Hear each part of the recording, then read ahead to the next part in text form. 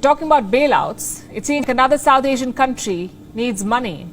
It started with Sri Lanka, then Pakistan, and now Bangladesh has reached out to the International Monetary Fund. Dhaka too wants a loan. And not too long ago, Bangladesh was one of the fastest growing economies in the world. At one point, it was doing better than India. What happened then? Why does Bangladesh need an IMF loan now? The global economic crisis is hurting it. Bangladesh is running low on foreign exchange. It wants more dollars. 8 days ago, Dhaka had almost $40 billion in its reserves. That's only good enough to cover imports for about 5 months. The reserves are depleting fast. There are two reasons for that. Number one, rising inflation, especially the cost of fuel. Dhaka is spending more on its imports, so the reserves are being used up quickly. Problem number two, falling remittances. Less money is flowing into Bangladesh from overseas. Remittances fell by 5% in the month of June. So Dhaka basically now has less dollars in its reserves, and this has led to shortages. In recent weeks, there have been long blackouts across the country, sometimes for up to 13 hours in a day. There are reports of rationing too. Tens of thousands of mosques have received instructions. They have been asked to cut down on the use of air conditioners. Officials want to put less pressure on the power grid. That's because electricity production cannot keep up with the demand. Diesel power plants have been taken off the grid. Some gas-fired plants are also not operating. Why? Reports say there's a shortage of diesel and gas supplies, so the plants are unable to operate. And all of this is happening due to the shortage of dollars. Finance Minister A.H.M. Mustafa Kamal spoke out yesterday, and I have that statement with me. This is what he said.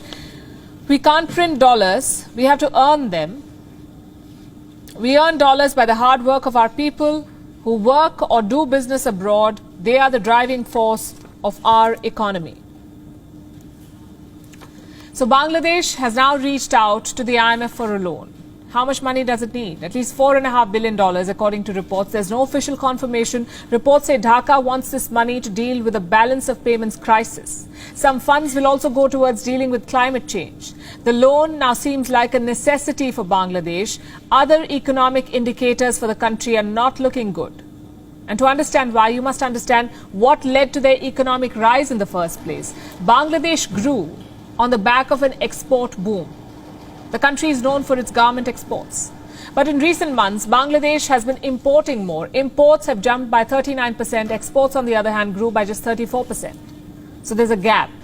Their currency has also depreciated in the last 3 months. The Bangladesh taka has lost 20% of its value against the dollar. Will the situation get worse from here?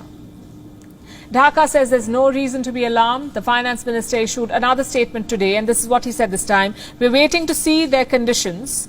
If the IMF conditions are in favor of the country and compatible with our development policy, we'll go for it, otherwise not. Seeking a loan from the IMF does not mean Bangladesh's economy is in bad shape. So what really is happening in Bangladesh? Is it out of cash? Or does it just need a bridge loan to tide over a temporary crisis? Only the IMF can make that assessment. The team will travel to Dhaka in September for talks. WION is now available in your country. Download the app now and get all the news on the move.